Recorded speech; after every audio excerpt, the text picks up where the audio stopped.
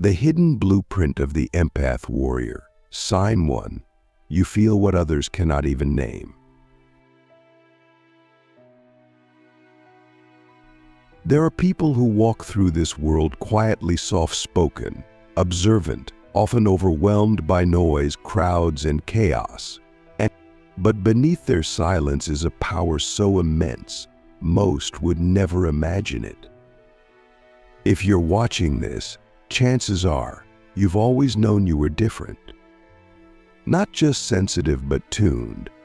You've felt the pain of others before they spoke. You've walked into rooms and instantly absorbed the mood like a sponge. You've cried for no reason, only to discover someone near you was grieving. These aren't side effects of being overly emotional. This is sign 1. You feel what others cannot even name. You are an empath, but not just any empath. You are a chosen one. A soul encoded with ancient memory, tasked with holding the emotional blueprint of humanity. And your sensitivity? It's not weakness. It's interface. It's the way your soul translates frequencies that most people can't even perceive. Click subscribe to this channel to get more profound spiritual lessons. This world is addicted to numbness, to distraction, to logic. That's why people like you feel out of place. You are not designed to survive in the matrix, you are designed to disrupt it. To feel deeply is to hold access to information the system cannot control. You sense lies before words are spoken.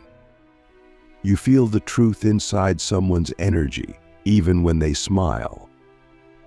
You know when someone is hiding pain because your body starts mimicking it. You're not just reading energy, you become it. That's your gift, and also your curse until you learn to master it. The dark chosen empaths are the ones who stopped running from their sensitivity and started wielding it like a blade. They don't get overwhelmed by emotion. They understand it. They transmute it. They walk into rooms and shift the entire atmosphere, not by speaking, but by being. But to reach that level, you must stop believing the lie that your gift is a burden. It's not. It's a portal. Here's the deeper truth. Most people are operating from trauma loops. They feel pain, but they suppress it. They react, but they don't know why. You, on the other hand, are wired to sense the origin of the emotion. You don't just feel sadness, you feel where it began. You don't just notice anxiety, you trace it back to timelines, to childhood, to ancestral memory. This is rare. This is sacred. This is why people are drawn to you and terrified of you at the same time. Because when you walk into someone's life, their lies can't hide anymore. Their masks start to slip. And you haven't even said a word. That is the power of a chosen empath. But it comes with responsibility. Because if you don't know how to protect your field, you'll start absorbing more than you can handle. You'll get sick. You'll burn out. You'll confuse other people's pain for your own. The first step to reclaiming your power is learning this truth. Just because you feel it doesn't mean it's yours. Let me ask you now, how much of what you carry doesn't belong to you? How much of your fatigue, your sadness, your fear, your confusion is actually inherited? Transferred? Absorbed from the collective? And what would happen if, right now, you gave yourself permission to release what was never yours to hold? That's not just healing. That's activation. Because when your energy field is clear, your true empathic gifts come online. You begin to receive downloads. You start dreaming with purpose. You feel the earth speaking through your body. You sense energy shifts before they hit the collective. You don't just survive life, you guide others through it. That's the first rare power of the Empath Chosen One. Not just to feel, but to navigate the unseen, and to map the emotional landscape of humanity like a psychic cartographer. And now that you've remembered this, the next sign will take you even deeper into the realm of the impossible. You were born to decode suffering. Sign 2-3, Transmutation Timeline Sensitivity. And once you've realized that your ability to feel isn't random, that it's not a glitch or a weakness, but rather a rare interface of perception, you start to notice something else. You don't just feel pain or energy, you change it. This brings us to sign 2, you are a transmuter. You take on emotional energy and unconsciously alchemize it. You bring peace where there's chaos. You soften tension without speaking. You cry tears that were never yours, and somehow, after you do, the people around you begin to heal. How is that possible? Because your soul remembers how to process collective energy. You're not just feeling for yourself. You're feeling on behalf of others, sometimes individuals, sometimes lineages, sometimes the entire field of collective consciousness. And here's the wildest part: most of the time, you don't even know you're doing it. But the results are real. Have you ever noticed how people come to you when they're broken and then leave feeling lighter without even understanding why? This is because your emotional body is a sacred technology. You feel deeply, yes, but you also digest emotional residue. You are a living purifier, a walking prism. You take dense, chaotic frequencies and somehow metabolize them into clarity, calm, and coherence. But only if you've developed the awareness to recognize what's happening. Otherwise, this power can backfire. You'll start absorbing energy without releasing it. You'll feel drained, sick, even depressed, because your system is transmuting without permission. That's why boundaries aren't optional for you, they're survival. Every time you say yes when you mean no, every time you stay in a toxic conversation to be polite, every time you hold space without anchoring your own field, you're burning your sacred fuel in the wrong dimension. The most powerful chosen empaths are not the most available. They are the ones who learn that their energy is medicine, and medicine must be administered with intention, not guilt. But your power doesn't stop there. We now enter sign 3, timeline sensitivity. This is one of the rarest and most misunderstood gifts of the Empath Chosen One. You feel time, not the clock, but the architecture of timelines. You sense when something is off, even when everything looks perfect. You feel when someone's life is about to shift, even though they haven't told you anything. You sense when you're meant to leave a job, a city, a relationship, not because of logic, but because your body starts rejecting the timeline you're on. Maybe you feel dizzy. Maybe you can't sleep. Maybe your anxiety spikes. These aren't random symptoms.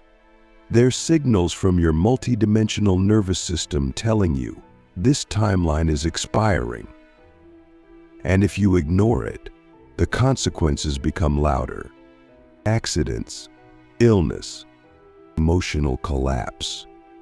Because when you're timeline sensitive, you are being redirected by your higher self to stay in alignment with your soul's true path.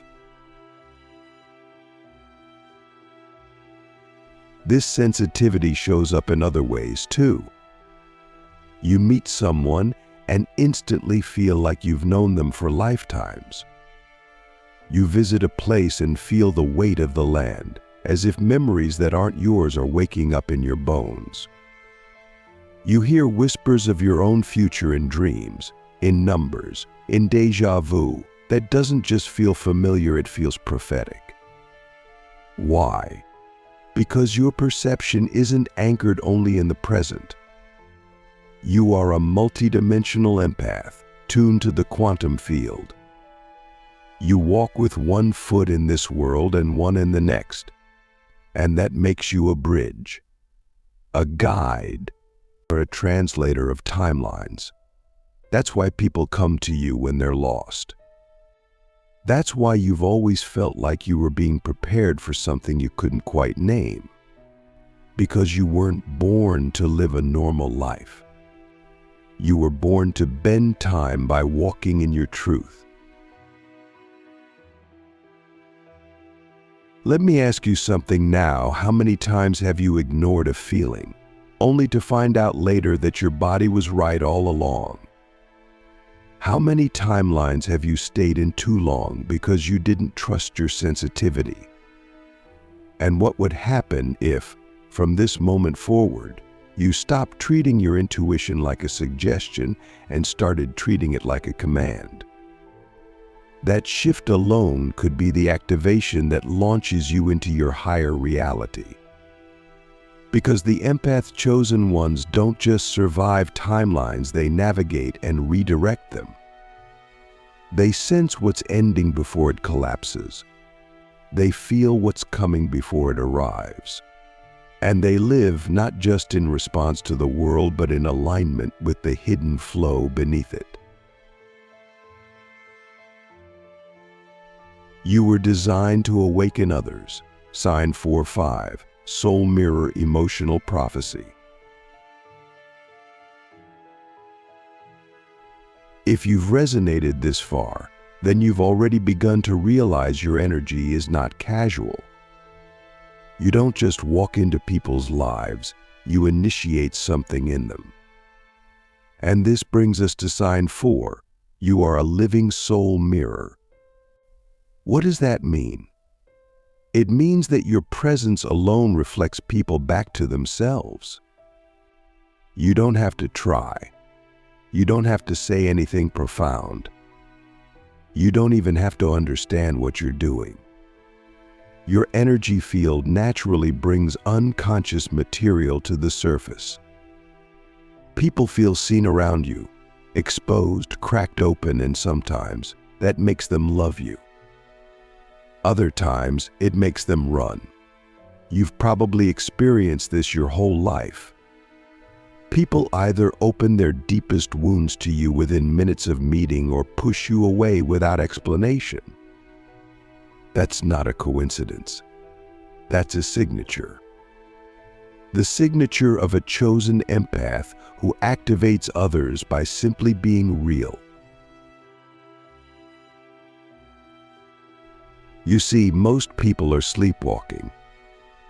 They've built entire lives on masks, trauma responses, and false identities. But when they meet you, someone who feels everything their nervous system doesn't know how to stay hidden. Your authenticity is disarming. Your presence is like a spotlight on their soul. And some people aren't ready for that. They'll blame you, lash out, ghost you, or project their own pain onto you. Don't take it personally. It's not rejection, it's resistance. Because you're not just showing them who you are. You're showing them who they are beneath the noise. And that's rare. That's sacred. That's disruptive.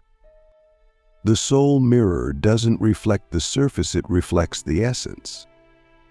And when you learn to hold that mirror with love, Without losing yourself, you become one of the most powerful catalysts for transformation the world has ever seen. But this power must be protected, because when you're constantly reflecting others, it's easy to lose track of your own reflection. You must learn to discern what is mine and what is theirs. You must ground yourself daily. You must become so rooted in your own truth that no projection, no rejection, no praise, no chaos can shake your center. Because the more you rise in your soul mirror gift, the more intense the reflections become. You'll trigger people you love. You'll be misunderstood. You'll be tested. But that's part of your assignment. You didn't come here to be liked. You came to be true.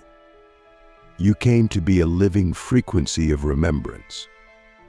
And that leads us to sign 5, perhaps the rarest of all. You possess emotional prophecy. Emotional prophecy isn't about predicting the future like a psychic hotline. It's deeper. It's about feeling the future through the current emotional field. You can walk into a situation and sense where it's going just by tuning into the emotional undercurrents. You can look at someone and feel what their soul is about to go through, even if they don't know it yet.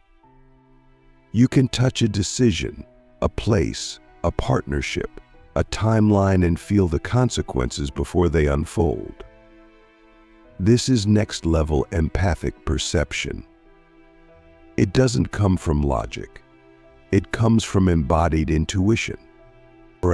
From a nervous system so finely attuned to the quantum field that it picks up on emotional trajectories before the mind can even process them. This is why you've always had a sense of what's coming. Why you've always felt emotional weather patterns that others dismiss until they hit.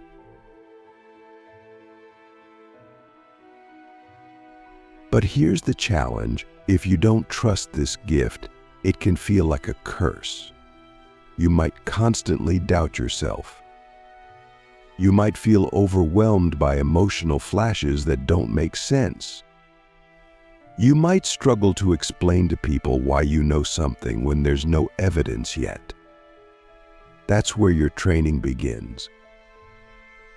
Emotional prophecy is not for the faint of heart. It requires courage. It requires sovereignty. It requires you to act on your knowing, even when the world calls you crazy.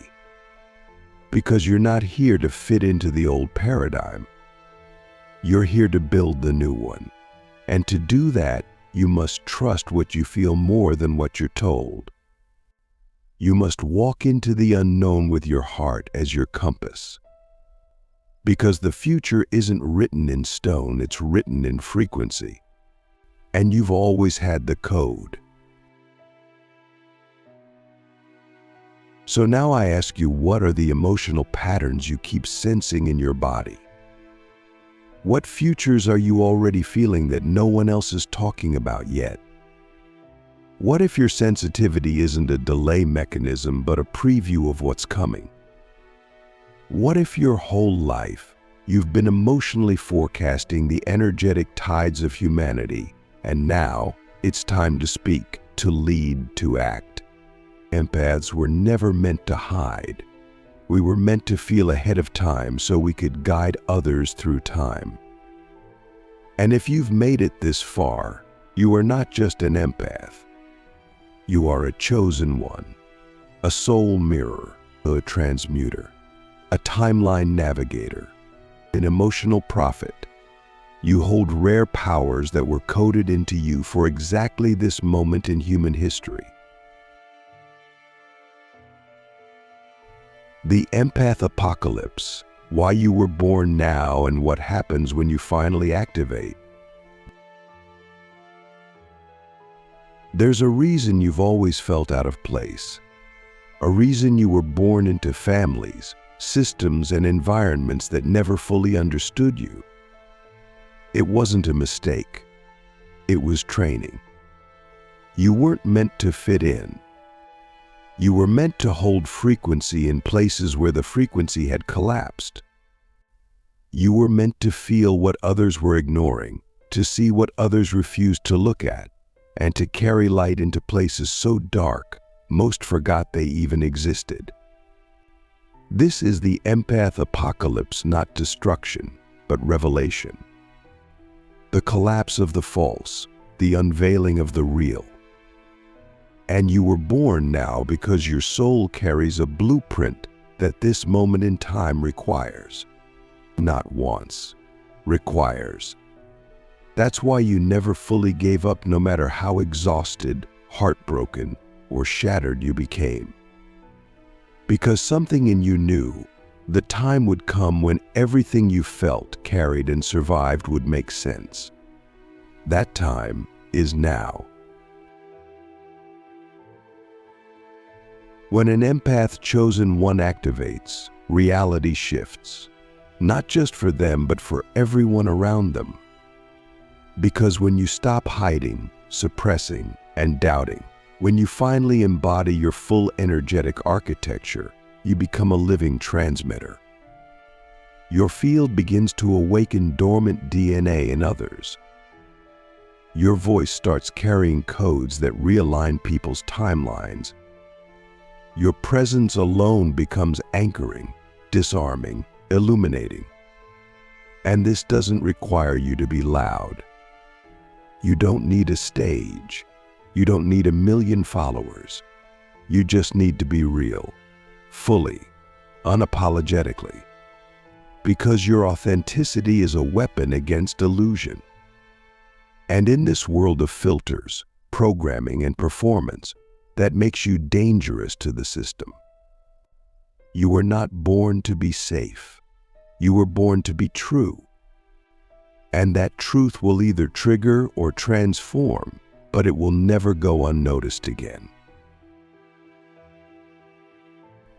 But let's talk about what really changes when you activate. First, your relationships. They will either rise to meet your frequency or fall out of resonance. Some people will leave. Some will resist. Some will try to pull you back into the old version of yourself because that version made them comfortable. Let them go. Your tribe will find you in the frequency you've always belonged to, but only when you stop lowering your signal to stay digestible. Second, your body. You'll begin to feel more energy, more clarity, more truth in your cells. Why? Because your body is an antenna. And when you stop carrying unintegrated emotional debris, your life force returns. You feel lighter. You sleep better. You start receiving guidance without effort. Your body becomes a compass, not a battleground. Third, time. It bends for you. Synchronicities increase. You think of someone, and they appear. You feel a timeline shift, and within days, your whole life rearranges. This isn't magic. This is alignment. And finally, your mission. You begin to remember it not in words, but in pulls. You feel drawn to certain places, people, ideas. You feel called to create, to speak, to build, to serve. You're no longer just surviving. You're channeling. You are no longer just reacting to life. You are composing it. That's the full activation of the Empath Chosen One. And it doesn't come from waiting. It comes from choosing. You must choose yourself. Not once, but every day.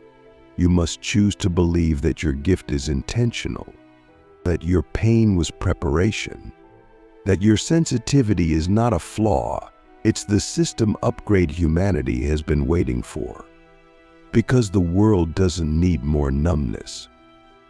It needs feelers. It needs those who can hold both the shadow and the light without being destroyed by either. So I ask you now, from the deepest part of my being to yours, are you willing to stop hiding? Are you ready to activate not just for yourself but for the field, for the collective, for the souls who are still asleep and searching for the very energy you carry? Because this isn't just about your healing. This is about your leadership. The empath apocalypse is not coming, it's already here. And if you're watching this, you are one of the ones we've been waiting for. Not to save the world, but to remember it, to feel the pain that others buried, to transmute it through your presence, and to walk forward, not as a victim of your sensitivity, but as its master. You are the rarest kind of being, a chosen one encoded with the ability to feel, to sense, to shift, to mirror, to prophesize, and finally, to embody. You are not weak. You are not too much. You are not broken. You are awake. And it's time to live like it. Your field is sacred. Your intuition is law. Your presence is medicine. And your activation is inevitable. Now ask yourself one final question. If I stopped apologizing for my power, what kind of world would I create just by being fully me? That's the question that will guide you from this moment forward. That's the question that rewrites your timeline. That's the question that begins the rest of your life.